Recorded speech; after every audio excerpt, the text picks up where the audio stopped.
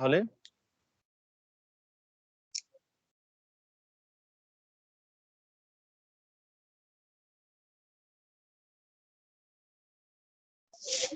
Acute stage আর chronic stage চিকিৎসা সুবিধার জন্য দুটো স্টেজ করা খুবই সুবিধাজনক হবে। অ্যাকুট স্টেজের মেডিসিন আলাদা, ক্রনিক স্টেজের মেডিসিন আলাদা। কোনো জায়গায় ক্রনিক অ্যাকুট স্টেজের সঙ্গে ক্রনিক স্টেজটা মিলে যেতে পারে, সেখানে অ্যাকুট এবং ক্রনিক স্টেজের মেডিসিন একই হবে। তো দুটো আলাদা করলে সুবিধা হচ্ছে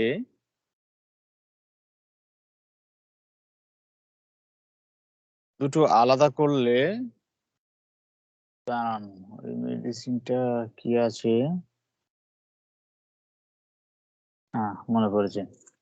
দুটো আলাদা করলে কি হবে, ক্রনিক ডিজিজের অ্যাকুট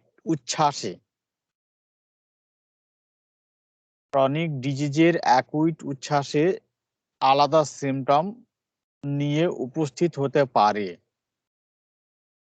তখন অ্যাকুট স্টেটের অনুসারেই মেডিসিনটাকে প্রয়োগ করতে হবে। অ্যাকুট স্টেটটা চলে যাবার পর রোগীর ধাতুগত সিমটম যেভাবে কালেকশন করতে হয় মানসিক ও দৈহিক লক্ষণগুলোর সমন্বয়ে ক্রনিক ধাতুগত মেডিসিন প্রয়োগ করতে হবে। এইভাবে মেডিসিনগুলো প্রয়োগ করতে পারলে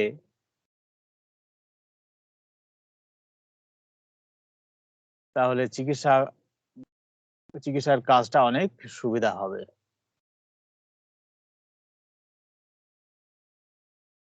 তো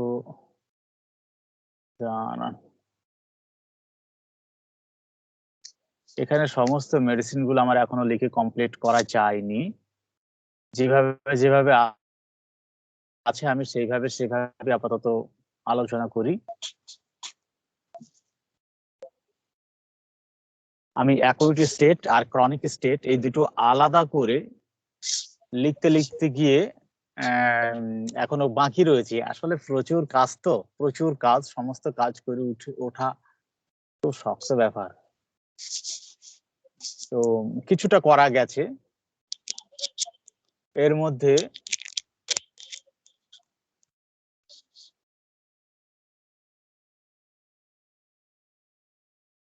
আপনার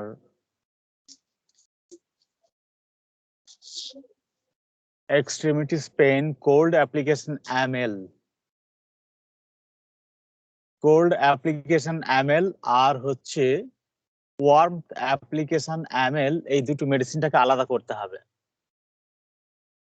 বাতের ক্ষেত্রে। মানে অ্যাকুট স্টেটের জন্য এটা খুবই কার্যকরী। বাতের ব্যথা, ঠান্ডা প্রয়োগে আরাম আর গরম প্রয়োগে আরাম, এটা অত্যন্ত কার্যকরী জিনিস। এটা পুরাতনের ক্ষেত্রে যেখানে অ্যাকুট স্টেটটা খুব তীব্র না থাকবে, প্রবল না থাকবে, সেখানে যেখানে মডালিটির মধ্যে কোনো বিশেষত্ব না থাকবে, সেইখানে আপনার বাতের ব্যথার লোকাল সিমটম গুলোকে বাদ দিয়ে ব্যক্তির ধাতুগত লক্ষণগুলোর দিকে গুরুত্ব দিয়ে সিমটমটা কালেকশন করতে হবে। ব্যথার জায়গা থেকে মনোযোগ সরিয়ে নিতে হবে, নিয়ে পেশেন্টের সদৃশ্যে ওষুধটা প্রয়োগ করতে হবে। কিন্তু অ্যাকুট স্টেটে বেশিরভাগ ক্ষেত্রে দেখা যায় যে লোকাল যে সিমটম, সেই সিমটমের মধ্যে যথেষ্ট প্রয়োগ প্রদর্শক সিমটম থাকে, ফলে ওই সিমটম গুলোর উপর ভিত্তি করে মেডিসিন দিলে অ্যাকুট স্টেটটা খুব সুন্দরভাবে চলে যায়। তো এইখানে extremities pain cold application ML, অ্যাঙ্গুস্টিউরা, অ্যাপিসমেল, বেলেডোনা, গুয়াইকাম, ল্যাকটানেনাম, লিডাম, প্লাটেন, এটা কি মেডিসিন জানি না, পালসিটিলা, স্যাবাইনাস, সিকেলিকর, সিফিলিনাম, থুজা, ট্রিটিকাম বালভারিস, আর ট্রিটিকাম ভালগারিস আর হচ্ছে টিউবারকুলিনাম। এই মেডিসিন কটাতে বাতের ঠান্ডা প্রয়োগে আরাম হয়। এইবার এইগুলো সম্বন্ধে পুরোটা লিখতে হবে। এই যতগুলো মেডিসিন এখানে আলোচনা হলো, এতগুলো মেডিসিনের যে বিষয় বর্ণনা, কি কি বৈশিষ্ট্যপূর্ণ সিমটম আছে সেইগুলোকে এইবার বিস্তারিত লিখতে হবে। অ্যাঙ্গোস্টেরা বাত এবং পক্ষাঘাতের উপসর্গে এবং লম্বা অস্থির ক্ষতে ইহার প্রয়োগ দেখা যায়। আমি এটা কখনো প্রয়োগ করিনি, বইয়ে এটা দেখেছি। রোগী হাঁটিতে অত্যন্ত কষ্ট বোধ করে, সমস্ত সন্ধিস্থলে খটখট করে শব্দ হয়। অস্থি ক্ষতে ইহাকে অ্যাসিড ফ্লোরের সমকক্ষ ওষুধ বলা হয়। লম্বা অস্থিতে ক্ষত অধিক হয়, ক্ষত অত্যন্ত যন্ত্রণাদায়ক। এখানে প্রয়োগ প্রদর্শক সিমটম স্পষ্টভাবে কিছুই বলা হলো না। এতগুলো লক্ষণ বললো, কিন্তু প্রয়োগ প্রদর্শক সিমটম এখানে কিছুই বলা হলো না। বাত এবং পক্ষাঘাতের উপসর্গে এবং লম্বা অস্থির ক্ষতে ইহা প্রয়োগ দেখা যায়। রোগী হাঁটিতে অত্যন্ত কষ্ট বোধ করে, সমস্ত সন্ধিস্থলে খটখট শব্দ হয়। অস্থি ক্ষতে ইহাকে অ্যাসিড ফ্লোরের সমকক্ষ ওষুধ বলা হয়। লম্বা অস্থিতে ক্ষত অধিক হয়, ক্ষত অত্যন্ত যন্ত্রণা যুক্ত। এটা প্রয়োগ প্রদর্শক চিত্র পাওয়া গেল না এর বর্ণনাতে। অ্যাপিসমেল একটা খুব অ্যাকুইট স্টেটে অ্যাপিসমেলটা অত্যন্ত গুরুত্বপূর্ণ একটা ওষুধ, প্রায় ব্যবহার হয়। কখন সেটা? হাঁটুর সাইনোভাইটিস লক্ষণে, বিশেষ করে হাঁটুতে বা যে সন্ধিতে সাইনোভিয়াল ফ্লুইড অ্যাকুমুলেশন হয়েছে, যে জয়েন্টে বাতের ব্যথায় সাইনোভিয়াল ফ্লুইড সঞ্চয় হয়েছে, সেই জায়গাতে তো ওই জল সঞ্চয় হয়েছে বুঝবো কি করে? যে সন্ধিতে জল সঞ্চয় হয় সেই সন্ধিতে প্রচুর ব্যথা করে, প্রচুর বেদনা হয় এবং অনেকটা ফুলে যায়। ওই সন্ধির চারিপাশটা অনেকটা ফুলে যায়, আর সেখানে চাপ দিলে তল তল তল তল করে। সঙ্গে গরম থাকতে পারে, ইনফ্লামেটরি স্টেজ হলে সেখানে গরম থাকতে পারে। এই রকম জায়গাতে অ্যাপিসমেল একটা দুর্দান্ত ওষুধ। ওর ভিতরে যে সাইনোভিয়াল ফ্লুইড গুলো জমেছে, সেই ফ্লুইডটাকে শোষণ করে নেবার ক্ষমতা অ্যাপিসমেলের দুর্দান্ত রয়েছে। সিমটম কি না, হাঁটুর সাইনোভাইটিস লক্ষণে অ্যাপিসমেল একটি মহা উপকারী ওষুধ। হাঁটুর সন্ধিতে তরল সঞ্চয় হওয়ার ক্ষেত্রে ইহাকে সবার উচ্চে স্থান দেওয়া হয়েছে। এত বড় ওষুধ অ্যাপিসমেল, যেখানে হাঁটুটা চূড়ান্ত ভাবে ফুলে গেছে, হাঁটুর উপরের জল জমলে সাধারণত হাঁটুর উপরের অংশটাই বেশি ফুলে ঝুলে যায় এবং ওখানে হাত দিলে তলতল তলতল করে, বোঝা যায় যে হাঁটুতে জল জমেছে। তখন অ্যালোপ্যাথি ডাক্তাররা অনেক সময় আর্টিকুলার স্পেসের ভিতরে আপনার ইনজেক্ট করে ওইখান থেকে জলটাকে বার করে, সাইনোভিয়াল ফ্লুইডটাকে অনেক সময় বার করে দেয়। তো ওর থেকেও অনেক বেশি ওই রকম ইনজেকশন করে জলগুলোকে নিষ্কাশন করার থেকে অনেক বড় মহোপকার ওষুধ হচ্ছে অ্যাপিসমেল। কেটে ফেলার ন্যায় তীব্র যন্ত্রণা সহ হাঁটুর সন্ধির সংযোগী স্থলে তরল সঞ্চয় হলে আরো অতিরিক্ত নির্দেশিত হয়। এই কেটে ফেলার ন্যায় তীব্র যন্ত্রণা, এগুলো একটা যন্ত্রণার তীব্রতাকে প্রকাশ করা হয়েছে এই শব্দের মাধ্যমে।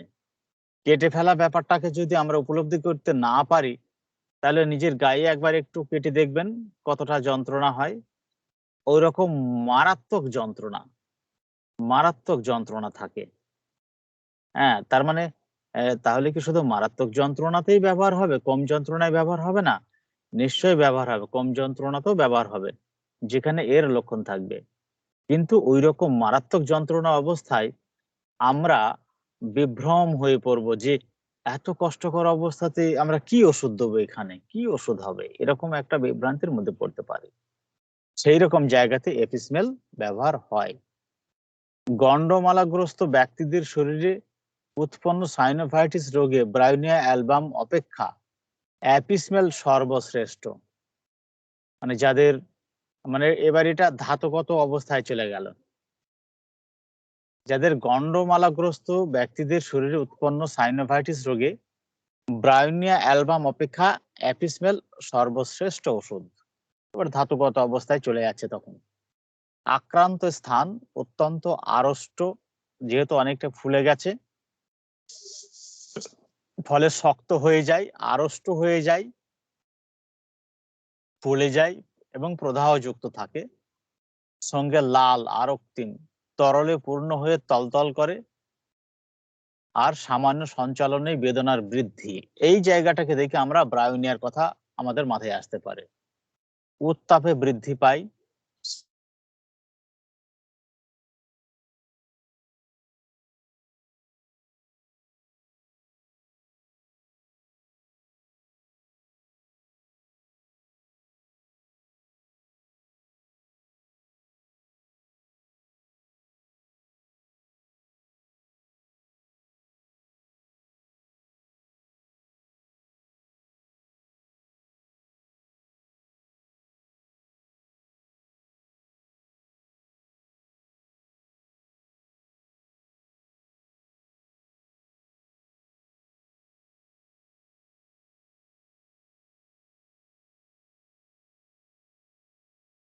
কেউ কথা শুনতে পাচ্ছেন?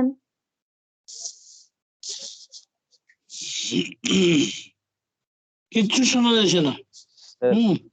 স্যারের কথা আপনাদের কথা শোনা শুনতেছি। যাচ্ছে না।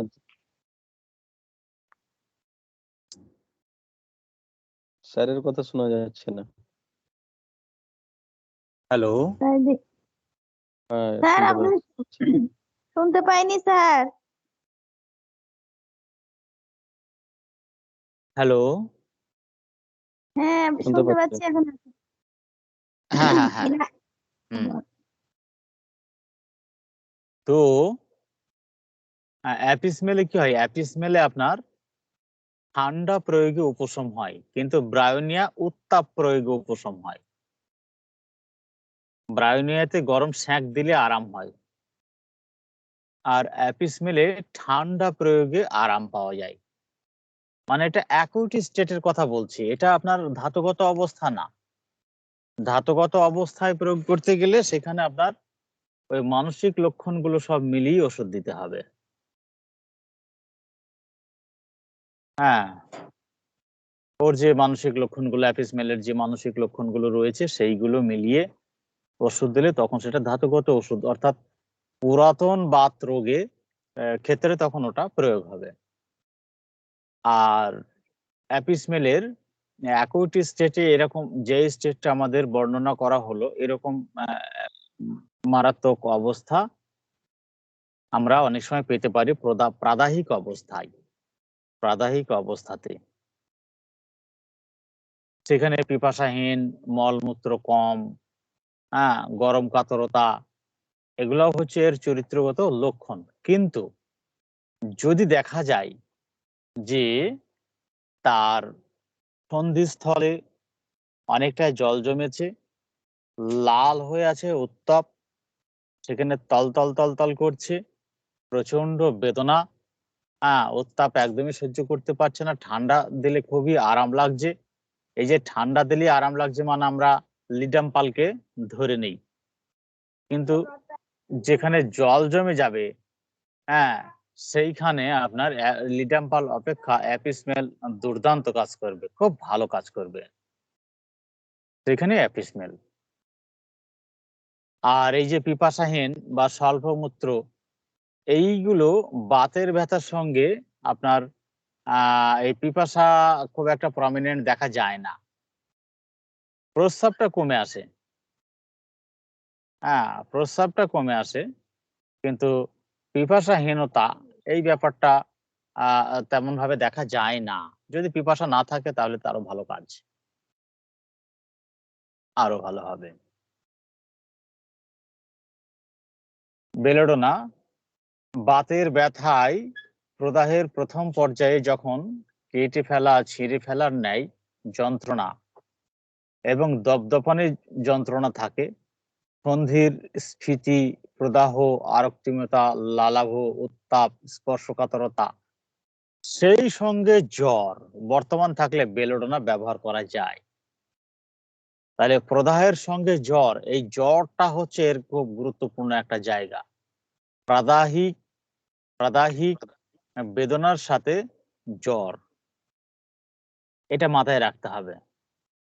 প্রাদাহিক বেদনার সঙ্গে জ্বর, হ্যাঁ, এই আপনার ইনফ্লামেশন যেখানে হয় সেখানে অনেকটা ফুলে যাবে, স্ফীতি হবে, সেখানে লাল হবে, স্পর্শ করলে আপনার উত্তাপ অনুভব হবে, হ্যাঁ, চাপ সহ্য করতে পারবে না, প্রচন্ড ব্যথা, সেই সঙ্গে তার শরীরে জ্বর চলে এসছে।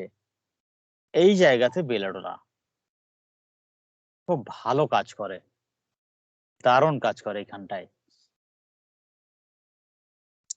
তারপরে কি, ব্রায়োনিয়া অ্যালবাম, সন্ধিস্থলে তরল সঞ্চয়, সাইনোভিয়াম ফ্লুইড সন্ধিস্থলে সঞ্চয় হচ্ছে, আক্রান্ত সন্ধে পাণ্ডুর এবং আরক্তম, মানে লালাভ হয় এবং পাণ্ডুরও হয়, ফ্যাকাশেও হয় এবং লালাভও হয়।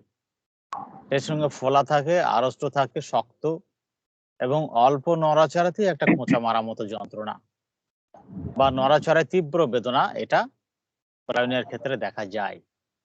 রোগী যদি স্থির হয়ে শুয়ে থাকে তাহলে যথেষ্ট ভালো বোধ করে এবং একটু নড়াচড়া করলেই অতিরিক্ত যন্ত্রণা অনুভব করে। হ্যাঁ, এর সঙ্গে যত বেশি আপনার যতই বেশি বা এবং অনেকক্ষণ নড়াচড়া করবে ততই বেশি যন্ত্রণা অনুভব করবে। এই যন্ত্রণা বিশ্রামে আরাম হবে, উত্তাপে আরাম হবে, বিশ্রামে আরাম, তাপ প্রয়োগে আরাম, শুলে আরাম হয় এবং বেদনাযুক্ত স্থানে বা পাশে চেপে শুলে আরাম লাগে। অ্যাপিসমেলেও থাকে প্রচন্ড স্পর্শকাতরতা, বেলাডোনার মতো। তাহলে বেলাডোনা আর হচ্ছে অ্যাপিসমেল, এই দুজনের লক্ষণ অনেকটা কাছাকাছি থাকে। কলসিকামের লক্ষণটাও অনেকটা এরকম, বেলাডোনা, কলসিকাম, অ্যাপিসমেল এদের মতো, কিন্তু বেলাডোনার ভিতরে মানে প্রদাহ থাকে কিন্তু খুব বেশি সঞ্চয় থাকে না, রস সঞ্চয় থাকে না। প্রদাহ থাকে কিন্তু রস সঞ্চয় থাকে না। অ্যাপিসমেলের মধ্যে প্রদাহের সঙ্গে রস সঞ্চয় থাকে, সাইনোভিয়াম ফ্লুইড সঞ্চয় থাকে।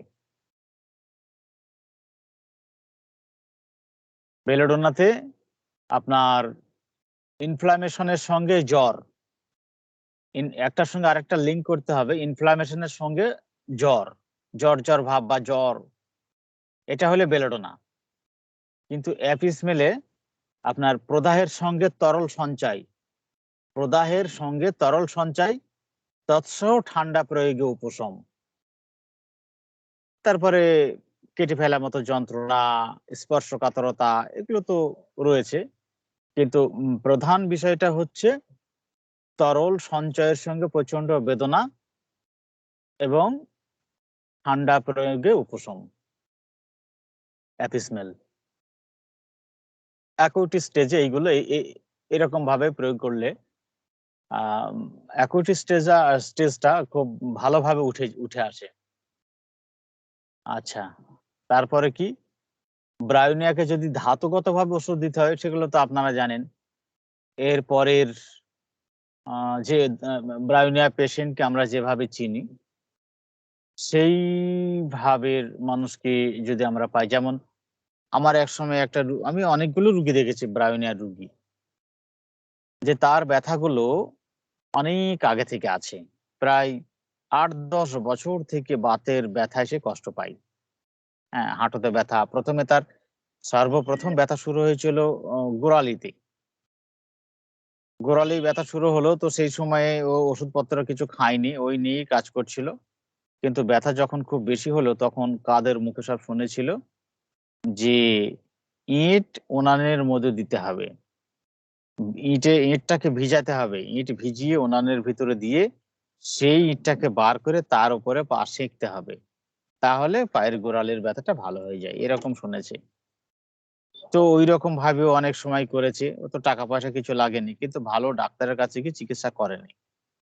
যখন ও আর থাকতে পারেনি, ব্যথা খুব বেড়েছে, তখন একটা ব্যথার ওষুধ, একটা গ্যাসের ট্যাবলেট এই কিনে নিয়ে এসে খেয়েছে আর কাজ করেছে। তারপরে যখন আর একেবারে থাকতে না পেরেছে, তখন হাসপাতালে গিয়ে ওষুধ নিয়ে এসছে, কিন্তু সেসব ওষুধও আর হচ্ছে না। তো বড় ডাক্তারের কাছে আর যায়নি, এবার সে আমার কাছে এসেছিল। তো তাকে যখন জিজ্ঞাসা করা হলো যে, "এখন আপনি কেন এসছেন?" যে, "এখন এসছি আমি তো এবার বিছানায় পড়ে যাব। আমি ব্যথা নিয়ে চলাফেরা করতে পারছি না ঠিকমতো। আমার খুব সমস্যা হচ্ছে।" কি সমস্যা হচ্ছে? না, কাজকর্ম করতে পারছি না। আমি যদি এভাবে বসে থাকি তাহলে আমার সংসার চলবে কেমন করে? সংসার তো চলবে না। তো এজন্য ওর খুব ভয় পেয়ে যাচ্ছিল যে ও বিছানায় পড়ে যাবে। পরিবারে একলা খাটনিদার মানুষ, সং পরিবারের লোকজন খেতে না পেয়ে মরবে। এইরকম মানসিকতা ওর কাজ করছিল। আর আ এই তো স্বভাবগত এরকম বৈশিষ্ট্য দেখে তখন ওকে আমি ব্রাউনি অ্যালবাম দিয়েছিলাম। কিন্তু ওর পায়খানা কোনোদিনই শক্ত পায়খানা ছিল না। ওর ভরসানে পায়খানা হতো এবং বরাবর ও একটু অম্বল অ্যাসিডিটিতে ভুগতো। কিন্তু আজীবন ও হচ্ছে কাজ পাগল মানুষ, প্রচুর কাজ করে আর প্রচুর কৃপণ। কৃপণতার কারণেই ও একদিকে রোগ সঞ্চয় করেছে আর একদিকে অর্থ সঞ্চয় করেছে। এই উভয় জিনিসটা ও সঞ্চয় করেছে, কিন্তু এখন আর পেরে উঠছে না। আর কাজকর্ম করতে পারছে না, এটাই তার কাছে বড় সমস্যা। তাই তার এখন চিকিৎসার প্রয়োজন হয়েছে। তাই চিকিৎসা নিতে এসেছে। এখানে ব্রাউনিয়া অ্যালবামের যে পিপাসার বৈশিষ্ট্যের কথা বলা হয়েছে, ফ্রম মাউথ টু অ্যানাস যে ড্রাইনেস এর কথা বলা হয়েছে, এই বিষয়গুলো কিন্তু ছিল না। আর এই বিষয়গুলোর সঙ্গে মানে পুরাতন রোগের চিকিৎসা করতে গেলে এই সমস্ত বিষয়গুলোর প্রমিনেন্ট থাকে না। অ্যাকুট স্টেটে এইগুলো খুব ভালোভাবে সুস্পষ্টভাবে থাকে। অ্যাকুট স্টেটে খুব ভালোভাবে এই সিম্পটম গুলো পাওয়া যায়।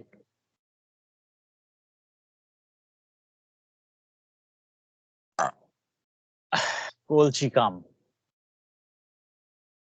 বারবার গাউটের আক্রমণবশত রোগী অতিশয় দুর্বল হয়ে পড়লে এই ওষুধ ব্যবহারে উপকার পাওয়া যায়।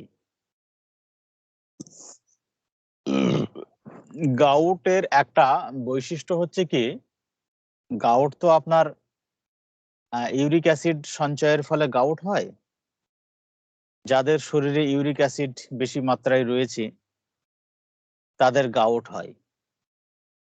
তো যাদের ইউরিক অ্যাসিডটা বেশি মাত্রায় রয়েছে তাদের তো বা প্রায়ই আপনার এই ব্যথা গিটে হয়, কয়েকদিন থাকে, ভালো হয়ে গেল, আবার একসময় হঠাৎ করে প্রবলভাবে আক্রমণ হলো।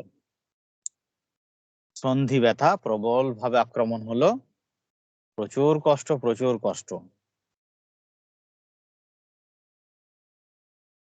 এরকম বারবার হতে থাকে, বারবার হতে থাকে।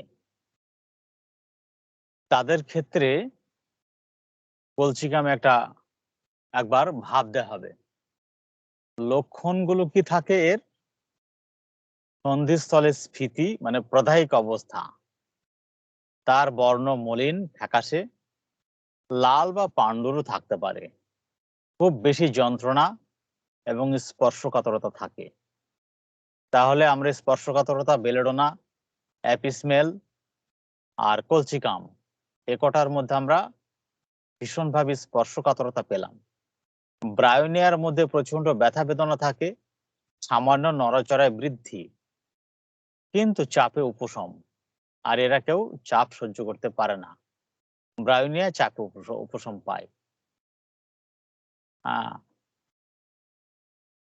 খুব বেশি যন্ত্রণা এবং স্পর্শকাতরতা থাকে, অতি সামান্য নড়াচড়ায় বৃদ্ধি। দেখেছেন ব্রায়োনিয়ার মতো উত্তাপ প্রয়োগ উপশম হয়, ব্রায়োনিয়াতেও নড়াচড়ায় বৃদ্ধি, উত্তাপ প্রয়োগ উপশম হয়। মূত্রের স্বল্পতা, ব্রায়োনিয়াতেও মূত্রের স্বল্পতা, মূত্রের স্বল্পতা এবং কড়া বর্ণের, অর্থাৎ একটু হলুদ টাইপের হয়। ব্রায়োনিয়াতেও এরকম আছে। উদরে বায়ু সঞ্চয় হচ্ছে কলসিকামের বৈশিষ্ট্য, ব্রায়োনিয়ার নয়।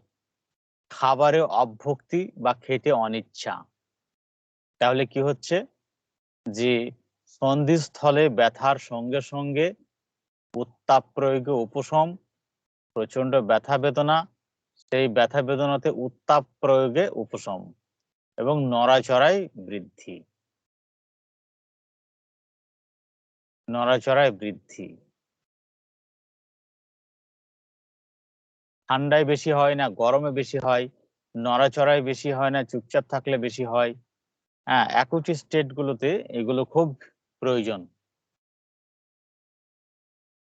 অ্যাকুট স্টেটের উপরে অ্যাকুট স্টেট মানে বাতের অ্যাকুট স্টেটের উপর চিকিৎসা দিতে অনেকেই বেশ পারদর্শী আছেন আমাদের মধ্যে, যারা অনেকদিন থেকে প্র্যাকটিস করছেন, তারা তো এগুলো খুব ভালোভাবেই জানেন। তো পেটে প্রচুর বায়ু সঞ্চয় হয়, আর সেই সঙ্গে তাদের খাবারে অভুক্তি আসে, খাবারে অনিচ্ছা, খাদ্যের গন্ধে বমি বমি ভাব হয়, বেদনা এক সন্ধি থেকে অন্য সন্ধিতে যাতায়াত করে, আলো শব্দ উগ্র গন্ধ সহ্য হয় না। ইহার বাতের বেদনা সাধারণত পায়ের আঙুল আক্রান্ত হয় এবং রোগের আবেশ রাত্রিতে হয়, মানে রাত্রের দিকে এর ব্যথা বেদনা বৃদ্ধি ঘটে, ব্যথা বেদনার বৃদ্ধি ঘটে। আমার কাছে অনেক দূর থেকে একজন রুগী এসেছিল, তার সাইটিকা বেদনা ছিল। তো সাইটিকা বেদনার কারণে সে বিছানা ছেড়ে উঠতে পারতো না, কোমরেও বেদনা ছিল এবং পায়ে সাইটিকা বেদনা ছিল। এত মারাত্মক যন্ত্রণা হতো, এই লকডাউনের মধ্যে সে অনেক দূর থেকে টোটো করে আসতো, বাসে উঠতেই পারতো না, তা টোটো করে নিয়ে আসতো। তারপরে আমার ডাক্তারখানার সামনে এসে চ্যাংতলা করে তুলে তাকে নিয়ে এসে আমার ওই শোয়ার টেবিলের উপরে শুয়ে দিত, শুয়ে শুয়ে কথা বলতেন তিনি। তা তিনার এই কোমরে ব্যথার সঙ্গে একটা বড় সমস্যা ছিল, তিনি খেতে পারতেন না, খেতেই পারতেন না। খাবারের গন্ধে তার বমি বমি ভাব আসতো, খাবার দেখলেই বমি বমি ভাব আসতো। আর ছিল পেটে ফাঁপ, পেটে বেশ ফাঁপ হতো, কিন্তু বেদনা, কলসিকামের বেদনা খুব তীব্র ভাবে হয়, অনেক প্রবল ভাবে ব্যথা বেদনা, এরা খুব কষ্ট পায়। তা ওকে আমি ওই কলসিকাম 6 দেওয়ার পর তার ব্যথা বেদনা যাওয়ার আগেই খাবারের রুচি অরুচি মানে অরুচি ভাবটা চলে গিয়েছিল। সর্বপ্রথম খাবারে অরুচি ভাব বা অভুক্তি বা খেতে গেলে যে বমি বমি ভাব ছিল, সেটা সবার আগেই চলে গিয়েছিল। আমি এরকম অনেক দেখেছি রুগী, এগুলো অ্যাকুট স্টেটে বেশ পাওয়া যায়। কিন্তু বায়ু সঞ্চয়, এই বায়ু সঞ্চয়ের সঙ্গে যাদের খাবারে অভুক্তি অরুচি, খাবারের গন্ধে বমি বমি ভাব আসে, সেই সঙ্গে ইউরিক অ্যাসিডের মাত্রা বেশি, আর গিটে গিটে ব্যথা বেদনা। কিন্তু সেই ব্যথা বেদনাতে ঠান্ডা উত্তাপ প্রয়োগে উপশম, ঠান্ডায় বৃদ্ধি হয় এবং উত্তাপ উপশম হয়, অনেকটা ব্রায়োনিয়ার মতো মডালিটি এর। আচ্ছা, গুয়াইকাম গায়ে এবং গোয়াইকামের কি হয়, গোয়াইকামের বাতের বেদনাতেও ঠান্ডায় উপশম, গোয়াইকামের বাতের বেদনাতেও ঠান্ডায় উপশম। এই ঠান্ডা উপশমের সঙ্গে গোয়াইকামের গুরুত্বপূর্ণ যে সিমটম গুলো থাকতে হবে, সেটা হচ্ছে দুর্গন্ধ, তার সকল স্রাবে দুর্গন্ধ, মানে ভীষণ দুর্গন্ধ, শরীর নামের মতো দুর্গন্ধ।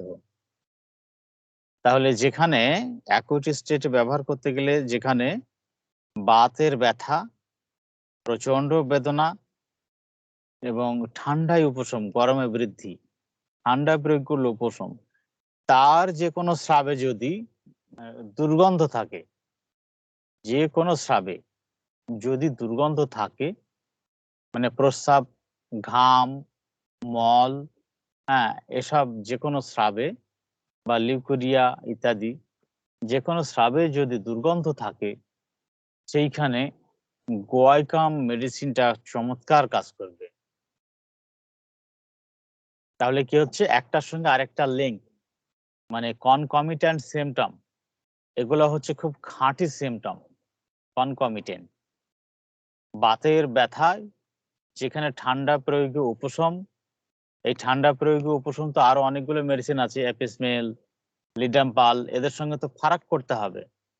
ফারাকটা কি দিয়ে করব না, ঠান্ডা প্রয়োগে, বাতের বেদনায় ঠান্ডা প্রয়োগে উপশমের সাথে সকল স্রাবে দুর্গন্ধ, হ্যাঁ সকল স্রাবে দুর্গন্ধ, বিশেষ করে ঘাম আর প্রস্রাব, এই দুটো জায়গাতে দুর্গন্ধর একটা পরিবর্তনশীলতা দেখা যায়। গ্রীষ্মকালে আপনার ঘামে প্রচুর দুর্গন্ধ থাকে, প্রস্রাবে দুর্গন্ধ থাকে না। আর শীতকাল আসলেই তখন তো আর ঘাম হচ্ছে না, ফলে ঘাম যদি না হবে তো দুর্গন্ধটা কিভাবে বুঝবো। এই জন্যে শীতকালে তার গায়ে কোনো গন্ধ থাকে না, প্রস্রাবে প্রচুর দুর্গন্ধ থাকে। শীতকালে প্রস্রাবটা তো হয়, এই প্রস্রাবে প্রচুর দুর্গন্ধ থাকে, কিন্তু ঘামে দুর্গন্ধ থাকে না।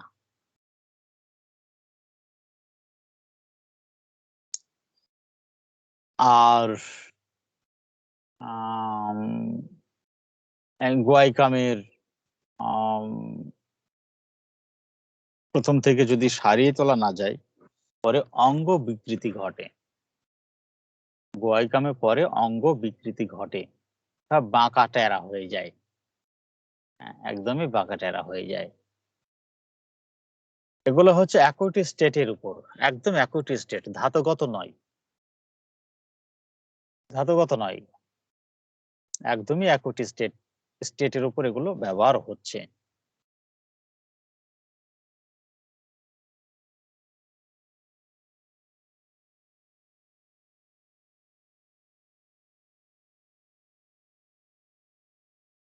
কোনো জায়গাতে যদি দেখা যায় গোয়াইকামের বাতের বেদনার সাথে এই লক্ষণগুলো রয়েছে, এর সাথে ব্যক্তি হচ্ছে প্রচন্ড অহংকারী, প্লাটিনামের মতো অহংকারী, সে বাতের বেদনাতে অনেক দিন থেকে ভুগছে, কোনো গুরুত্ব দেয়নি, কোনো গুরুত্ব দেয়নি। এই জন্য গোয়াইকামের রোগের কঠিন অবস্থা আসতে অনেক সময় লাগে। এর গতি প্রকৃতিটা হচ্ছে এরকম, অনেকটা সময় লাগে, ধীর গতিতে বৃদ্ধি প্রাপ্ত হয়। কিন্তু যতক্ষণ পর্যন্ত সে ওই মতো, আপনার ওপিয়ামের মতো, যতক্ষণ পর্যন্ত সে তার চলৎশক্তি রহিত না হচ্ছে, ততক্ষণ পর্যন্ত গোয়াইকাম ব্যক্তি তার রোগকে গুরুত্ব দেয় না, পাত্তা দেয় না, কোনো কিছুকেই সে গুরুত্ব দেয় না, কোনো ব্যক্তিকেও ভালো গুরুত্ব দেয় না, নিজের রোগকেও ভালো গুরুত্ব দেয় না। প্রচন্ড অহংকারী মানুষ, মানে কন্টেম্প্ট করে, সব বিষয়কে সে কন্টেম্প্ট করে। হ্যাঁ, এই মানসিকতা, মানসিক ব্যক্তির যদি বাতের ব্যথা হয় এবং সেটা ঠান্ডায় উপশম, সেই সাথে তার যে কোনো স্রাবের দুর্গন্ধ, অধবায়ু নির্গত হলে দুর্গন্ধ, উদরময় হলে দুর্গন্ধ, মুখ থেকে দুর্গন্ধ, ঘাম থেকে প্রস্রাবের দুর্গন্ধ, এরকম যদি থাকে, তখন ওর অ্যাকুইট স্টেটটাও আপনার গোয়াইকাম হবে, এবং ব্যক্তি হিসাবে তার মাইজমেটিক মেডিসিনটাই গোয়াইকাম হয়ে যাবে।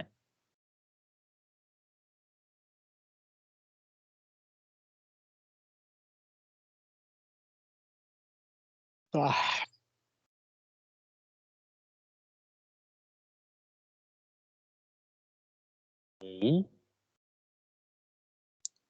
ল্যাক্কাইনানাম, ল্যাক্কাইনানামের ব্যথা বেদনাগুলোর একটা বিশেষত্ব আছে, সঞ্চরণশীল বেদনা বটে, ওয়ান্ডারিং পেন, গিটে গিটে ব্যথা হয়, এবং এর ব্যথাতেও ঠান্ডায় উপশম, ল্যাক্কানিয়ানামেরও ঠান্ডায় উপশম। তাহলে ঠান্ডায় উপশম যখনই আমরা পাবো, তখন এই যতগুলো মেডিসিন আলোচনা হলো, এতগুলো মেডিসিনের মধ্যে থেকে চিন্তা ভাবনা করতে হবে, করে আপনার লিঙ্ক তৈরি করতে হবে একটা সিমটমের সঙ্গে আরেকটা সিমটম, যেভাবে আমরা মেডিসিন গুলোকে দেখিয়ে এলাম। কিন্তু ল্যাক্কানিয়ানামের লিঙ্কটা কি বা ল্যাক্কানিয়ানামের ব্যাপারটা কি? ল্যাক্কানিয়ানামে কার সঙ্গে কার লিঙ্ক করবে? এখানেও ঠান্ডাতে উপশম। এই ঠান্ডায় উপশমের সঙ্গে ওয়ান্ডারিং পেন, এর ওয়ান্ডারিং পেনটা হচ্ছে কি, এক সন্ধি থেকে আরেক সন্ধি, ব্যাপারটা ঠিক এরকম নয়, ডান থেকে বাম দিকে, উপর থেকে নিচে বা নিচ থেকে উপরে গেল, এই রকম নয়। এর বিষয়টা হচ্ছে ডান থেকে বাম দিকে বা বাম থেকে ডান দিকে, মানে পার্শ্ব পরিবর্তন করে। যদি ডান হাঁটুতে তার ব্যথা থাকে, কয়েকদিন পর বাম হাঁটুতে চলে যাবে। হ্যাঁ, যে একবার ডান হাঁটুতে গেল, ডান হাঁটু থেকে কোমরে এলো বা গোড়ালিতে গেল, তারপর আবার উপরে উঠে আসলো, হ্যাঁ, বা ঘাড়ে আসলো, তারপরে আবার হাঁটুতে গিয়ে স্থান গ্রহণ করলো, ল্যাক্কানিয়ানামের ব্যাপারটা এরকম নয়। তার পাশাপাশি পাশাপাশি পার্শ্ব পরিবর্তন, পাশাপাশি পার্শ্ব পরিবর্তন। আর ডান দিক থেকে সরাসরি বাঁ দিকে বা বাঁ দিক থেকে সরাসরি ডান দিকে, এবং এক সন্ধি থেকে আরেক সন্ধিতে যখন যাবে, তখন আগের সন্ধিতে ব্যথা বেদনা মানে না থাকার মতো থাকে, কখনো হয়তো নাও থাকতে পারে, বা যদি থাকে সেখানে নগণ্য একদম। কিন্তু যখন ওই আজকে যেখানে নগণ্য ব্যথা রয়েছে, ওই হাঁটু কয়েকদিনের মধ্যে যখন আক্রমণ করবে, তখন বুঝতে পারবে যে এই ব্যথাটা কেমন। তখন আর ওই হাঁটুতে নগণ্য মনে হবে না, ওতে ভীষণ যন্ত্রণা অনুভব হয়। এইগুলোর সাথে তার, এটা হলো আপনার অ্যাকুট স্টেটে যদি এরকম কোনো সিমটম থাকে, ও দিলে পরে ওটা ওই অবস্থাটা বন্ধ হয়ে যাবে, কিন্তু রুগীটা সারবে না পুরোপুরি। রুগীটাকে সারতে গেলে এই রকম লক্ষণের সাথে যদি তার স্মৃতিশক্তির দুর্বলতা থাকে, স্মৃতিশক্তির দুর্বলতা, স্নায়বিক দুর্বলতা, এই দুর্বলতা, স্মৃতিশক্তি প্রচুর কম হয়ে যায় এদের, কিছুই মনে থাকে না, স্মরণ শক্তি খুব ভুলে যায়, ল্যাক্কানিয়ানাম। সেইখানে এটা ভালো কাজ করবে। স্মৃতিশক্তি এত দুর্বলতা যে সকল কাজেই ভুল করে, জিনিসপত্র কিনে দোকানে ফেলে যায়, সে মনে করে আপন বলতে কেউ নেই এবং বিষণ্ণ, সাপের স্বপ্ন দেখে, সাপের ভয় হয়।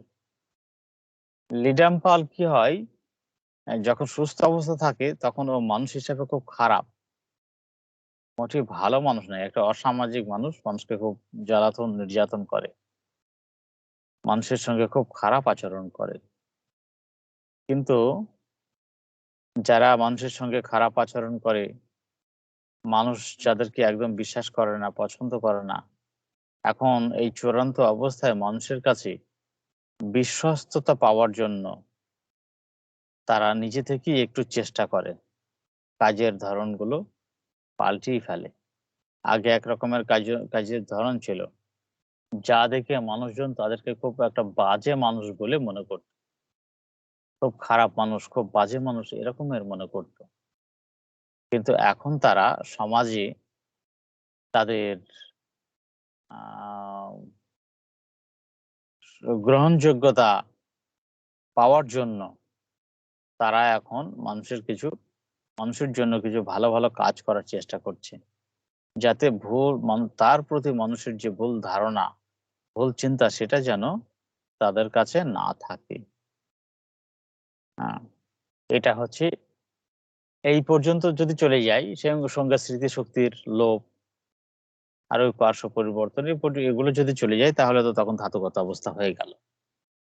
কিন্তু ধাতুগত অবস্থাতে যদি তার পার্শ্ব পরিবর্তনশীল বেদনা নাও থাকে, কোনো সমস্যা নেই।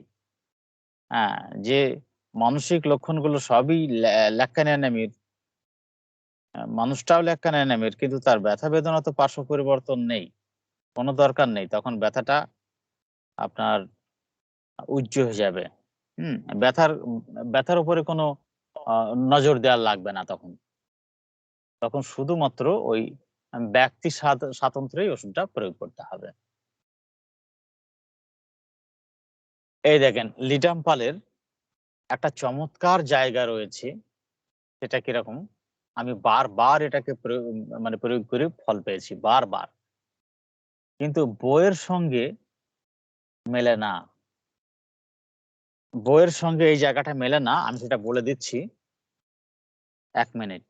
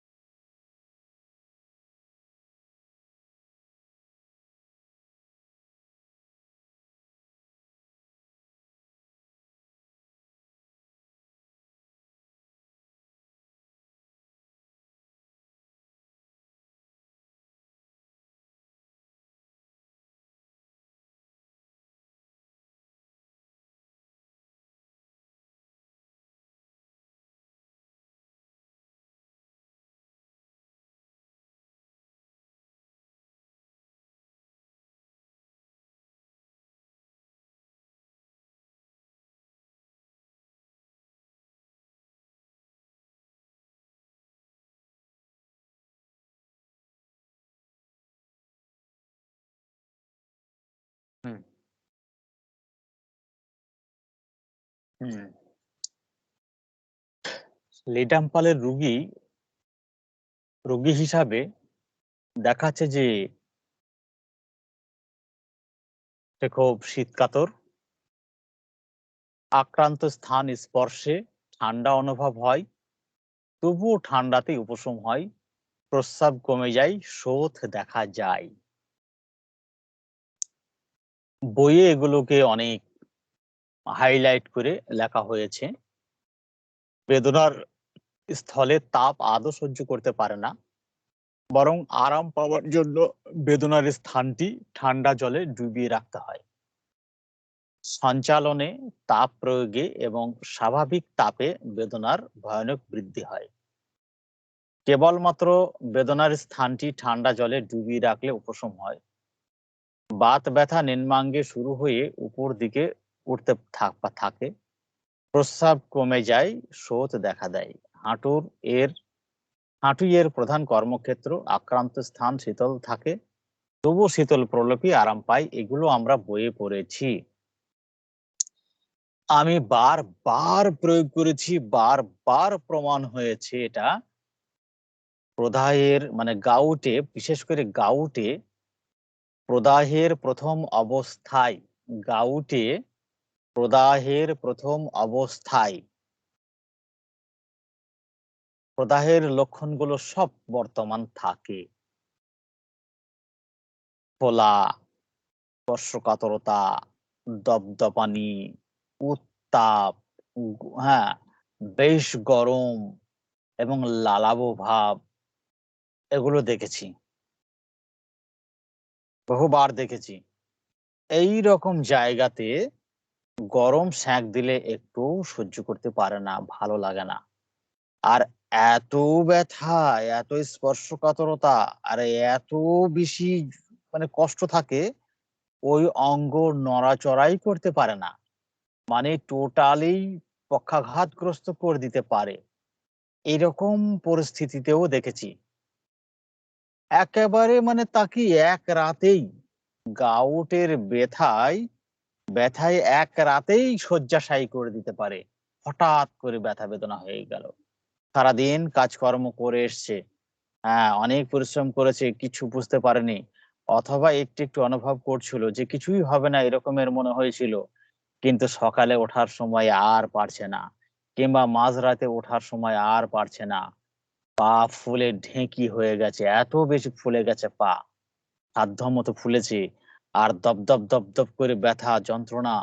হ্যাঁ, কিন্তু গায়ে কোনো জ্বর নেই, জায়গাটা গরম, উত্তাপ, লাল, হ্যাঁ যেন শুষ্ক, একদম শুষ্ক, ওখানে কোনো রস নেই, যেন ভাপ বার হচ্ছে, বাষ্প বার হচ্ছে, এরকম উত্তাপ।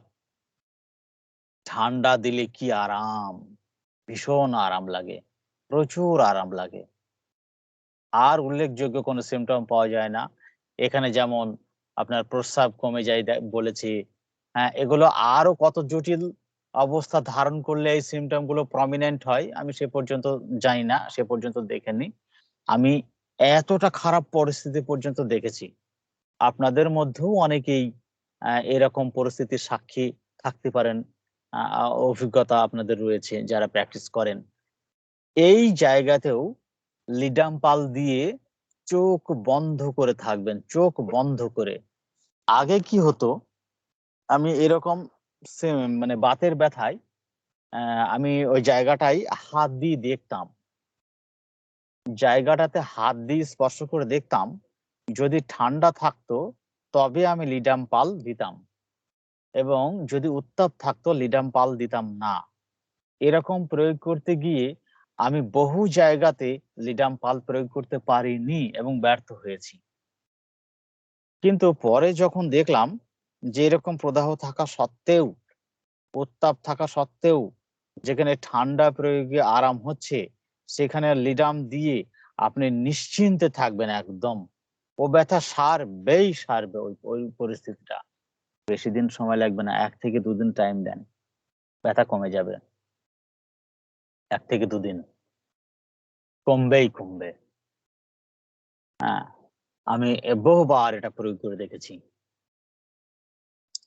আর ওই রকম জায়গাতে যেখানে উত্তাপ প্রয়োগ করলে উপশম হয়, লিডাম পালের মতনই সিমটম, যেখানে উত্তাপ প্রয়োগ করলে উপশম হয়। হ্যাঁ, আর নড়াচড়ায় বৃদ্ধি ব্রায়োনিয়ার মতো। খুব ভালো করে এই জায়গাটা দেখেন, উত্তাপ প্রয়োগে উপশম হচ্ছে, ব্রায়োনিয়ার মতো নড়াচড়ায় বৃদ্ধি, অত্যন্ত স্পর্শকাতরতা, কোনো চাপ সহ্য করতে পারে না, ছোঁয়া সহ্য করতে পারে না, আর বেদনায় পক্ষাঘাত করে দিয়েছে। এই রকম জায়গাতেও যদি আপনার খাবারের রুচি নেই, খাবারের অভুক্তি, খাবারের গন্ধে আপনার বমি বমি ভাব আসছে, এই সমস্ত ব্যাপারটা যদি নাও থাকে, তাও তাকে কলচিকাম দেবেন, কলচিকাম দিয়ে দেখবেন, খুব চমৎকার রেজাল্ট আসবে, দারুণ রেজাল্ট আসবে, বেশি দিন সময় লাগবে না। কিন্তু আপনার কলচিকাম ওই 6 বা 30 এরকম প্রয়োগ করাটাই সব থেকে ভালো। 2-3টি ডোজ দিয়ে বসে থাকতে হবে, বেশি মাত্রা দিলে যেখানে নিউরালজিক পেন থাকে, যন্ত্রণা বেদনা অনেক বেশি থাকে, সেইখানে ওষুধের ডোজ বারবার দিলে অ্যাগ্রাভেশন হয়। ওষুধের ডোজ যদি বারবার দেওয়া যায় বা পোটেন্সি যদি অনেক হয়, তাহলে অনেকটা বেশি অ্যাগ্রাভেশন দেখা যায়। অ্যাগ্রাভেশনের পরে অ্যাগ্রাভেশন হয়ে অ্যাগ্রাভেশনের পরে তবে কমে।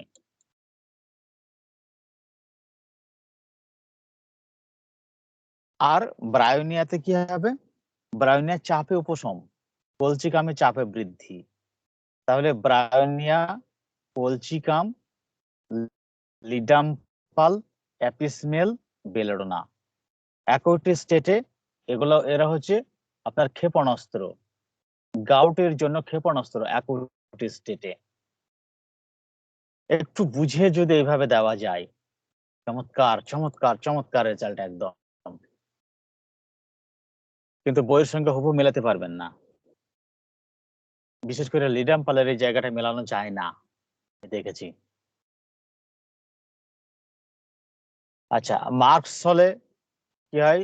মার্কস হলে আপনার মার্কস হলেও ঠান্ডা প্রয়োগ উপশম।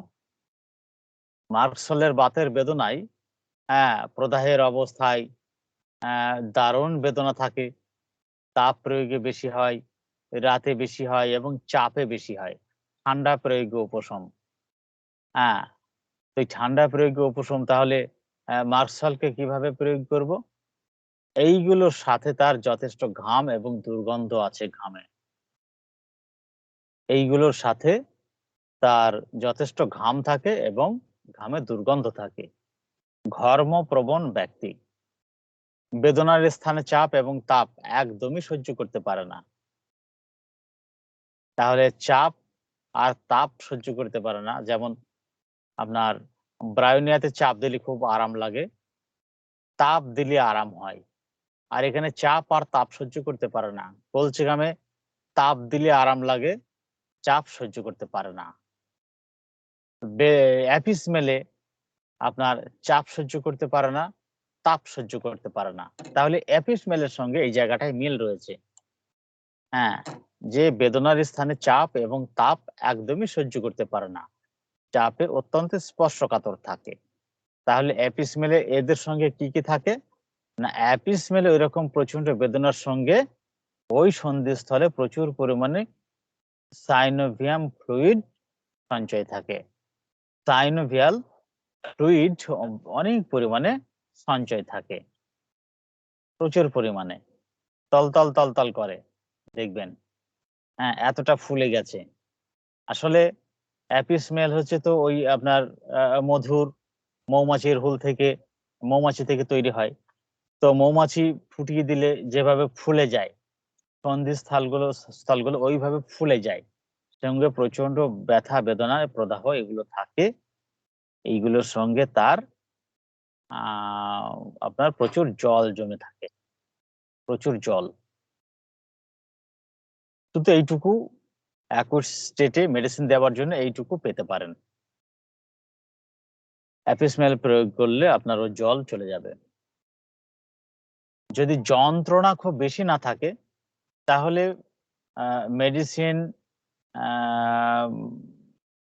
বেশি মাত্রায় প্রয়োগ হলেও সমস্যা তেমন থাকবে না। অ্যাগ্রাভেশন হলে 2-1 দিন অ্যাগ্রাভেশন থাকতে পারে, কমে আসবে। কিন্তু যদি যন্ত্রণা থাকে তাহলে অ্যাগ্রাভেশন হলে অনেকটাই বেশি হয়, যন্ত্রণা কষ্টটা অনেকটাই বেশি হয়। এই জন্য নিউরালজিক পেনের ক্ষেত্রে আমি খুব সতর্ক থাকি মেডিসিন প্রয়োগের ব্যাপারে, মানে শক্তির ব্যাপারে এবং পুনঃপ্রয়োগের ব্যাপারে খুব সতর্ক থাকি। আচ্ছা, আপনার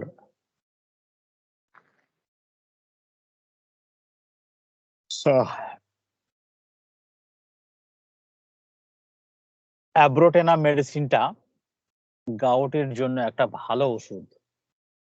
এটা সাধারণত ধাতুগত হিসাবেই প্রয়োগ হয়।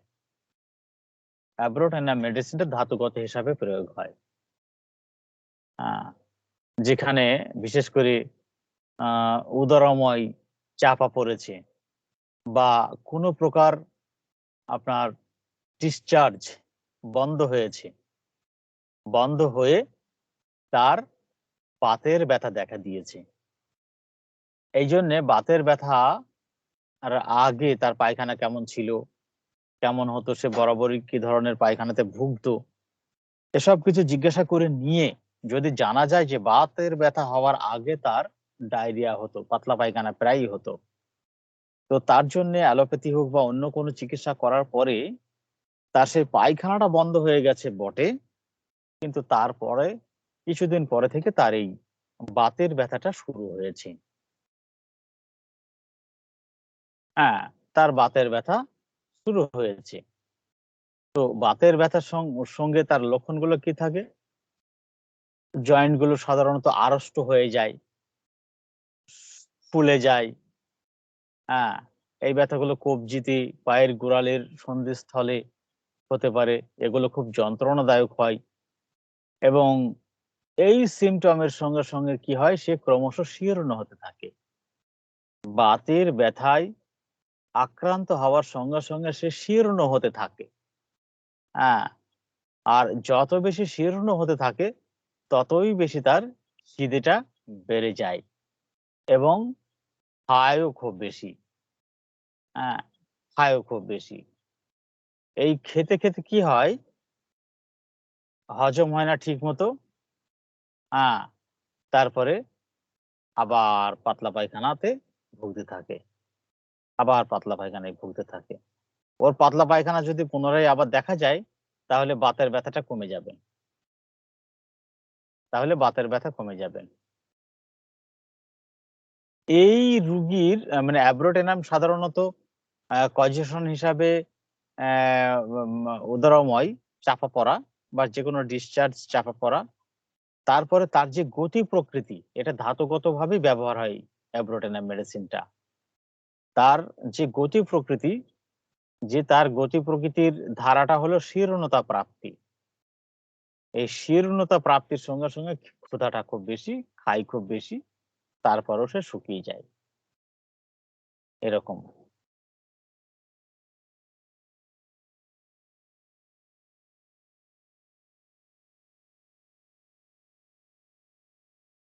বেনজোইক অ্যাসিড আমাদের বিভিন্ন বইয়ে খুব বলা আছে বেনজোইক অ্যাসিড। আমি বেনজোইক অ্যাসিড প্রয়োগ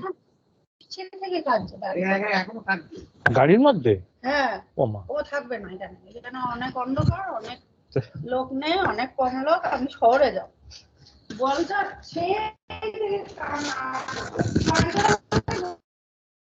আমি কালকে সুগারটা টেস্ট করা। হ্যাঁ অবশ্যই টেস্ট করে নিয়ে আবার এখানে যারা সুগার বিষয়টা ভালো ডাক্তার আছে, হ্যাঁ তাদের কারোকে দেখা দেখি আলোচনা করে।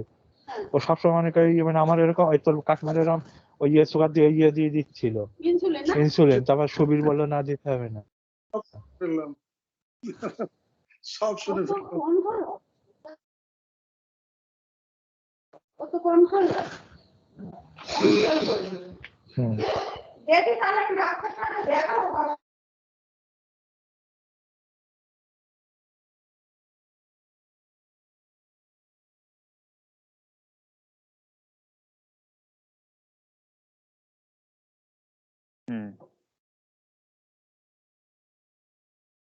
বেনজোইক অ্যাসিডকে যে এত বেশি বাতের ব্যথায় প্রণাম করা হয়েছে, আমি কিন্তু এখনো পর্যন্ত এর ভালো রেজাল্ট পাইনি। হ্যাঁ, প্রয়োগ করে আমি কোনোদিনই পাইনি। আমি বহু রুগীকে দেখেছি যাদের প্রস্রাবের দুর্গন্ধের সঙ্গে তার গিটিগিটি ব্যথা, গিটিগিটি ব্যথায় খুব কষ্ট পাচ্ছে এবং প্রস্রাবের দুর্গন্ধ রয়েছে। হ্যাঁ, এখনো দুর্গন্ধ আছে, এরকম জায়গাতে আমি প্রয়োগ করে দেখেছি। আমি ব্যক্তিগতভাবে আমি এর কোনো ফলাফল আজ অবধি পাইনি, যার জন্য এই মেডিসিনটা আমার একটু ভালো লাগে না। বেনজোইক অ্যাসিড, একে আমি সাধারণত এড়িয়ে চলি। হ্যাঁ, আমি কোনোদিনই এর কাছ থেকে রেজাল্ট পাইনি। তো কোনো একটা জায়গাতে অবশ্যই ঘাটতি রয়েছে এই মেডিসিনের প্রয়োগ করার জন্য, সুনির্দিষ্টভাবে প্রয়োগ করার জন্য কোনো একটা ঘাটতি রয়েছে। সেইটা পূরণ না হওয়া পর্যন্ত একে সুনিশ্চিতভাবে প্রয়োগ করা যাবে কিনা আমার মনে হয় প্রয়োগ করা যাবে না। যদি আপনাদের কারোর এরকম সুনির্দিষ্টভাবে কোনো অভিজ্ঞতা থাকে তো অবশ্যই জানাবেন, তাহলে আমার পক্ষে একটু সুবিধা হবে। তবে বেনজোইক অ্যাসিডের এর একটা ধারা আছে, একটা গতি প্রকৃতি রয়েছে। সেটা হচ্ছে, যদি সেটা আবিষ্কার করা যায়, আমি এখন সেটা পাইনি কখনো, যদি রুগীর কাছ থেকে আবিষ্কার করা যায় তাহলে আবার প্রয়োগ করে দেখব। সেটা হলো, প্রস্রাবে সাধারণত আগে দুর্গন্ধ থাকে। বেনজোইক অ্যাসিডের প্রস্রাবে আগে দুর্গন্ধ থাকে। যখন দুর্গন্ধ ছিল তখন তার বাতের ব্যথা ছিল না। যখন দুর্গন্ধ ছিল তখন বাতের ব্যথা ছিল না। এই দুর্গন্ধটা বন্ধ হয়ে যাওয়ার পরে তার বাতের ব্যথা শুরু হয়েছে। খুব তীব্র দুর্গন্ধ, খুব ঝাঁঝালো দুর্গন্ধ। সেই দুর্গন্ধটা ধীরে ধীরে ধীরে ধীরে কমে আসে। এই ধীরে ধীরে কমে আসার সাথে সাথে বা দুর্গন্ধ চলে যাওয়ার পর তার বাতের বেদনা শুরু হয়। এটাই হচ্ছে বেনজুইক অ্যাসিডের একটা প্রয়োগ প্রদর্শক লক্ষণ আমার মনে হয় এটা। তো বাতের ব্যথার সঙ্গে যদি প্রস্রাবে দুর্গন্ধ থাকে, বাতের ব্যথার সঙ্গে যদি মূত্রে দুর্গন্ধ থাকে, তাহলে সেখানে ব্যথা যদি ঠান্ডায় উপশম হয়, তাহলে ওই পরিস্থিতিটা গোয়াইকামের জন্য নির্দিষ্ট, গোয়াইকামের জন্য একেবারে নির্দিষ্ট। কিন্তু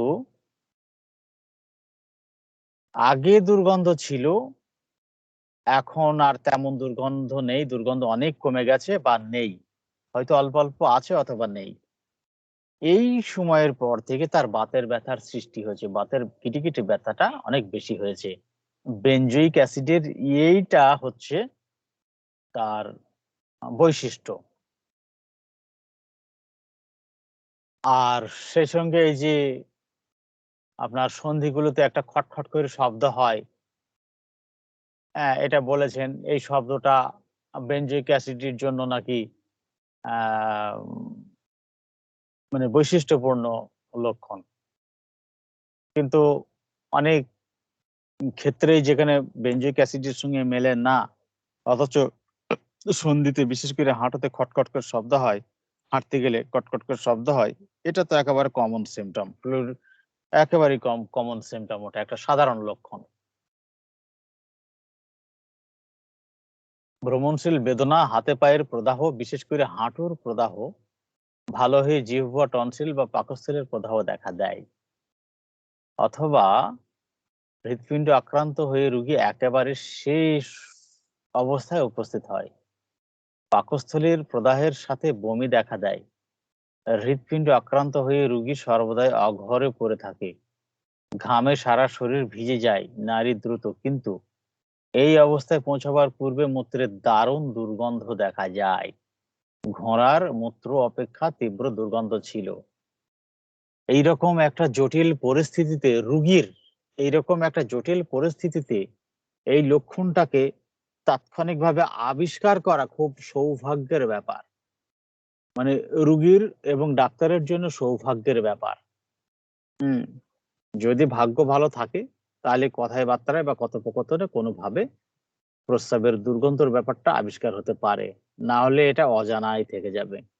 এই জন্য এই জায়গাতে বেনজুইক অ্যাসিডকেও ফিট করাটা অত্যন্ত একটা জটিল ব্যাপার। এই দুর্গন্ধযুক্ত মূত্র কমে গিয়ে বুক ধরফরানি, অনিদ্রা এবং পরে হৃৎপিণ্ড আক্রান্ত হয়ে অজ্ঞান অচৈতন্য ভাব দেখা যায়। তাহলে বেনজুইক অ্যাসিডের ব্যাপারটা বোঝা গেল। যে বাতের ব্যথায় এখন ভুগছে, আমরা তখন দুর্গন্ধ খুঁজি, প্রস্রাবের দুর্গন্ধ আছে কিনা।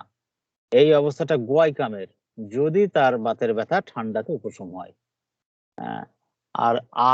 আর যদি গরমে উপশম হয়, তাহলে কে যে প্রস্রাবে এখন ভীষণ দুর্গন্ধ রয়েছে, প্রস্রাবে ভীষণ দুর্গন্ধ, সেই সঙ্গে তার বাতের ব্যথাও আর গরমে উপশম, ঠান্ডাতে উপশম নয়, তাহলে মেডিসিনটা কি? জানা থাকলে বলবেন কেউ। বারবারিশ ভালের ক্ষেত্রে কি হয়, তার কনকমিটেন্ট সিমটম হচ্ছে গেঁটে বাতে ভুগছে। হ্যাঁ,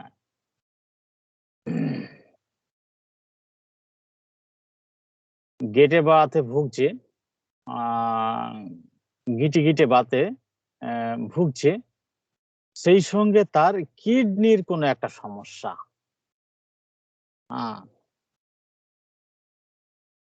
গিটি ভাতে ভুগছে, এই গিটি ভাতে ভোগার সঙ্গে তার কিডনির কোনো সমস্যা। এই আর যেখানে তার ব্যথা যন্ত্রণা হয়, সেইখান থেকে অনেকটা দূর পর্যন্ত চারিদিকে ছড়িয়ে পড়ে, অনেকটা দূর পর্যন্ত চারিদিকে ছড়িয়ে পড়ে।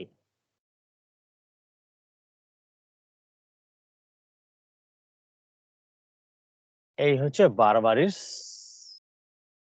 ভালের বিষয়। তাছাড়া আপনার পুষ্টিকাম, ক্যালকিরিয়া ফ্লোর, এই সমস্ত ওষুধগুলো তো সবটাই প্রায় আপনার ধাতুগত হিসাবে ব্যবহার হয়, মেডিসিন গুলো। ক্যামোমিলা, এগুলো সব ওই ধাতুগত হিসাবে মেডিসিন গুলো ব্যবহার হয়। থেরামেট, এগুলো ধাতুগত হিসাবে ব্যবহার হয়।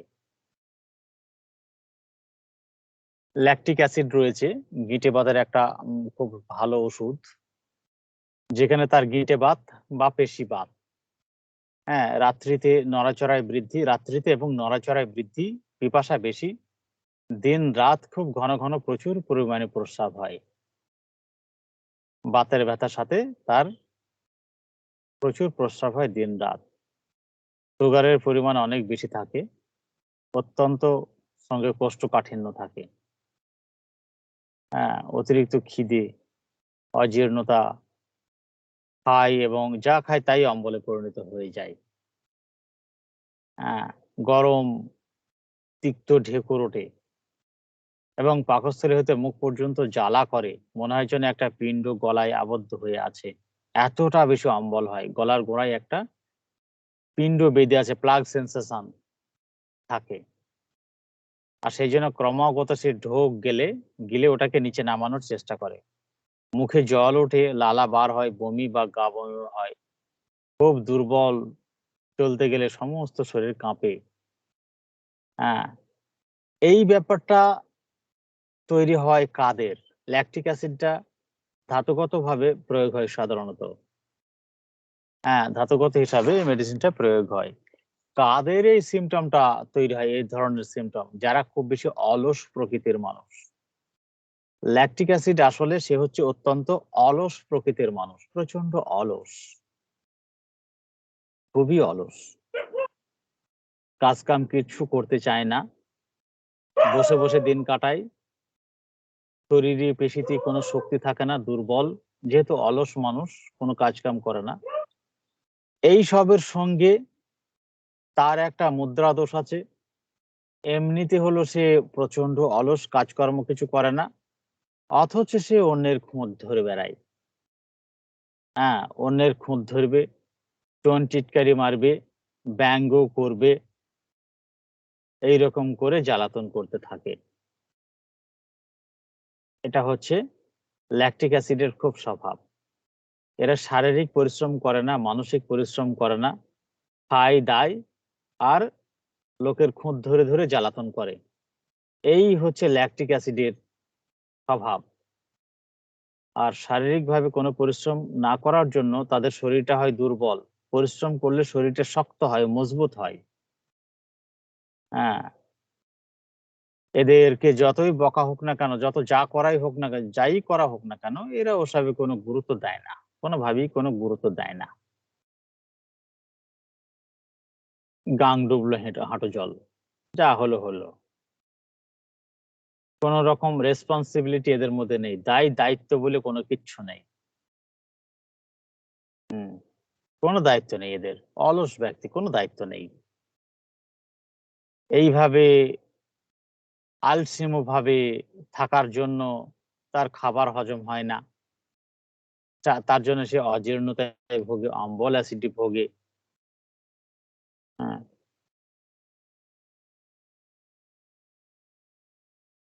সুগার, পরবর্তীতে তার সুগার শুরু হয়ে যায়।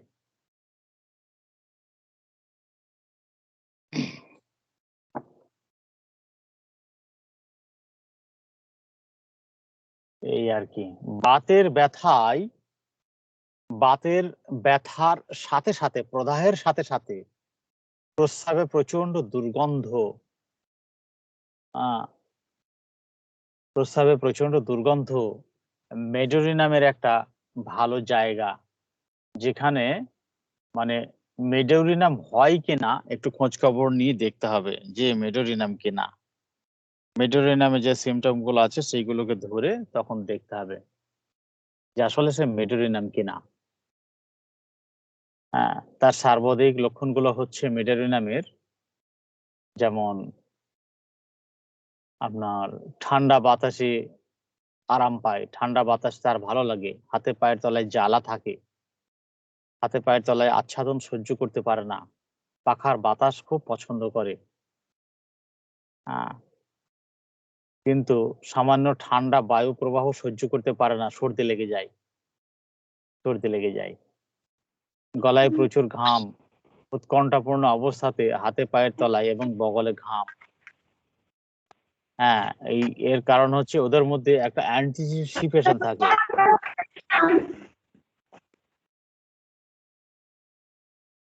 প্রবল ভাবে অ্যান্টিসিপেশন থাকে, তার জন্য এটা হয়।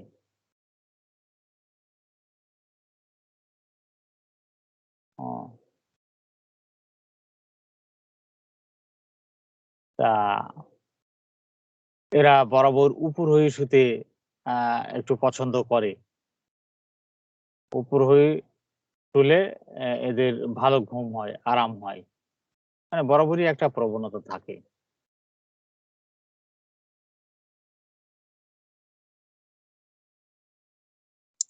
আর কোমরের ব্যথাতে প্রচুর পরিমাণে প্রস্রাব হয়ে গেলে আরাম পায়। লাইকোপোডিয়াম, মেডুরিনাম, এই দুটোতে এই সিমটমটা রয়েছে। এর সাথে সাথে তার যে মানসিক লক্ষণগুলো রয়েছে, মেডুরিনামে যে মানসিক লক্ষণগুলো, খুব বেশি বাচাল, বেশি কথা বলে, সবসময় কাজের মধ্যে ব্যস্ত থাকে, প্রচন্ড অ্যান্টিসিপেশন, অমঙ্গলের আশঙ্কা, যার জন্য মানসিকভাবে সে অস্থির থাকে, কোথাও শান্তি পায় না। কিন্তু ও খুব চাপা স্বভাব, অত্যন্ত গোপন স্বভাব, প্রচন্ড গোপন স্বভাব। এই গোপন স্বভাবের মানুষ অথচ বাচাল, প্রচুর কথা বলে। গোপন স্বভাবের মানুষ অথচ বাচাল, সোজা গোপন স্বভাবের মানুষ অথচ সে রিজার্ভড, চাপা স্বভাব, কথা কম বলে। মেডুরিনামের সন্দেহ প্রবণতা, মেডুরিনাম ব্যক্তি হচ্ছে প্রচন্ড সন্দেহবাতিক, সন্দেহ প্রবণতা। সে মনে করে কানে কানে ফিসফিস করে কেউ যেন তাকে কিছু বলছে, কানে ফিসফিস করে কেউ যেন তাকে কিছু বলছে, কেউ যেন তাকে অনুসরণ করছে, পিছন পিছন তাকে যেন কেউ অনুসরণ করছে, অর্থাৎ তার চারিপাশে যেন কোনো শত্রু রয়েছে, তার ক্ষতি করার জন্য সে তাকে ক্ষতি করার জন্য অনুসরণ করছে। ফলে চারিপাশের লোকজনের উপরে তার তীক্ষ্ণ নজর থাকে, কিন্তু ভিতরে তার ভয় থাকলেও সে ভয়টা দেখাতে চায় না, দুর্বলতাটা দেখাতে চায় না, কোনোভাবেই দুর্বলতাকে প্রকাশ করতে চায় না। তো এইগুলো মোটামুটি অ্যাকুইট স্টেটের জন্য চমৎকার ভাবে কাজ করে, চমৎকার ভাবে ম্যানেজ করা যায় এই মেডিসিন গুলো দিয়ে। আমরা পরের ক্লাসে বাতের ব্যথার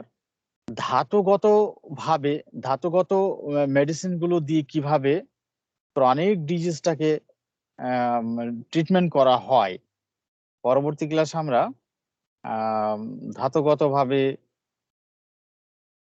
বাতের চিকিৎসায় ধাতুগতভাবে যে চিকিৎসা দেওয়া হয় সেই ব্যাপার নিয়ে আমরা একটু আলোচনা করব পরের ক্লাসে। আজকে অ্যাকুইট স্টেটটাই থাক। আগামী ক্লাসে আমরা পুরাতন বাতে যারা ভোগে বা পুরাতন ব্যথা বেদনায়, এখানে বাত বলতে সমস্ত ব্যথা বেদনাকে নিয়েই পুরাতন রোগীদেরকে কিভাবে চিকিৎসা করতে হয় সেই ব্যাপারটা নিয়ে আগামী ক্লাসটা আমাদের করা হবে।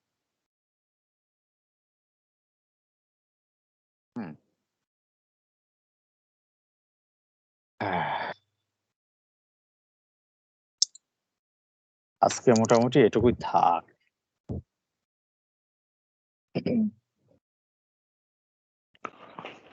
হ্যালো হ্যাঁ স্যার, হ্যাঁ এই যে ঘাড় আড়ষ্ট হয়, এটা তো প্রায় রোগী পাওয়া যায়, তো এটার ব্যাপারে আপনার বাস্তবিক কোন কোন মেডিসিন আপনি ভালো রেজাল্ট পান একটু বলবেন? এগুলো আপনার ওই ক্রনিক ট্রিটমেন্টটা যেভাবে করা হয়, সেইটা দেখতে হবে। এখানে অ্যাকুইট স্টেটে চমৎকার কাজ করবে আপনার কোস্টিকাম। এখন শীতকালে অনেক জায়গাতে দেখতে পাবেন, রাতে শুয়েছে, সকালে উঠে দেখছেন যে ঘাড় শক্ত হয়ে গেছে একদিকে, ঘাড়টা সোজা করতে পারছে না এবং প্রচন্ড ব্যথা। এর একটাই মেডিসিন কোস্টিকাম ঘাড়ের জন্য, কিন্তু যেখানে সার্ভাইকাল স্পন্ডিলাইসিস ভুগছে তার চিকিৎসা ধাতুগত ভাবে। ওই ধাতুগত ভাবে সাধারণত পুরাতন রোগের চিকিৎসা করা হয়। সেই চিকিৎসা নিয়ে আমরা আগামী সপ্তাহে আর একটা ক্লাস করি। তাহলে অ্যাকুইট আর ক্রনিক কিভাবে চিকিৎসা করতে হয় সে ব্যাপার সম্বন্ধে আমাদের অনেকটা ধারণা চলে আসবে।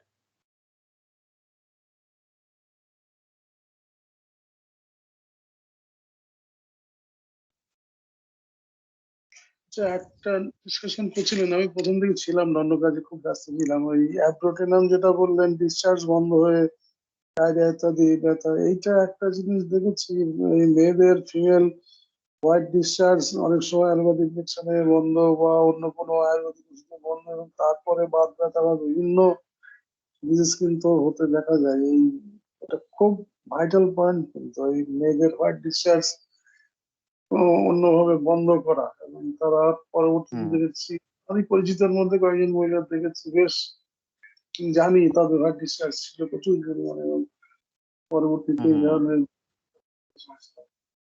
এইটার বিশেষ ওই ধাতুগত ওষুধ তো এক কথায় উত্তর, তো ধাতুগত ঔষধ যার যেমন দরকার সেই পার্সোনালিটি।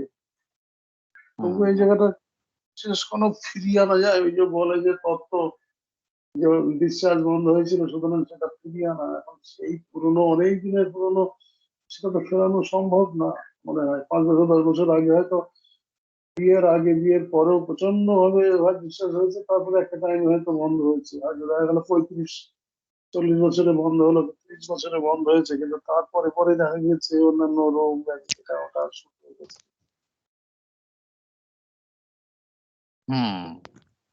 ঠিকই।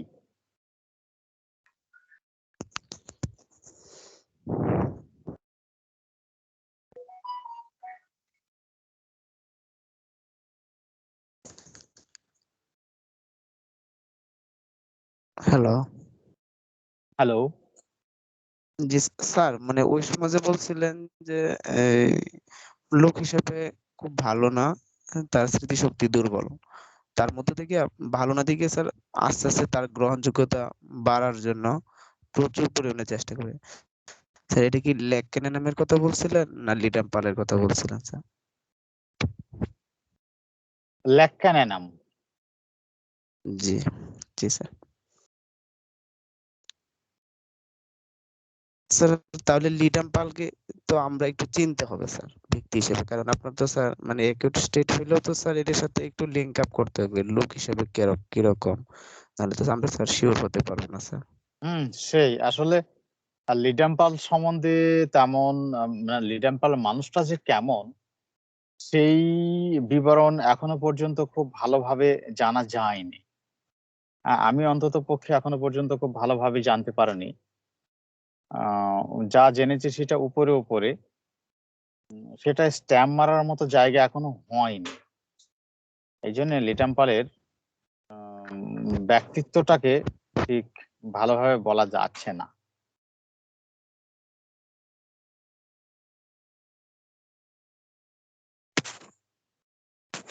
স্যার এই যে আরেকটা জায়গার মধ্যে স্যার যে বলছিলেন স্যার, এই যে মানে এব্রোটের নামটা স্যার, এর মধ্যে তো অনেক কিছুই মানে অনেক ম্যাথমেটিকের মধ্যেই তো পড়ি যে জিনিসটা হলো মানে বিভিন্ন রোগ চাপে পড়ার কারণে যে রোগ ব্যাধির উৎপত্তি হয়।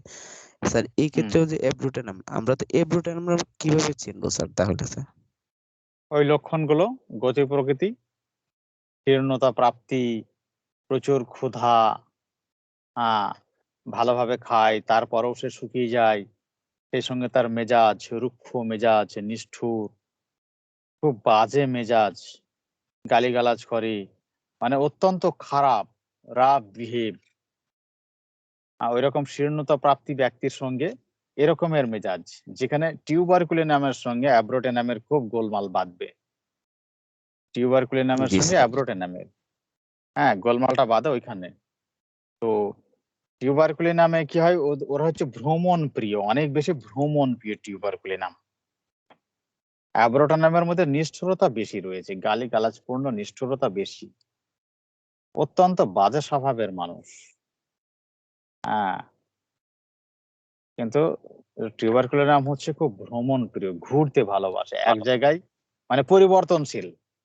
ওর স্বভাবে সবকিছুতেই একটা পরিবর্তনশীল, যেটা অ্যাব্রোটেন্ডামের মধ্যে কোনো পরিবর্তনশীলতা নেই। আজকে এই খেলা, কালকে ওই খেলা, আজকে এই জায়গা, কাল ওই জায়গা, আজ এই বন্ধু, কাল ওই বন্ধু, আজ এই পোশাক, কাল ওই পোশাক।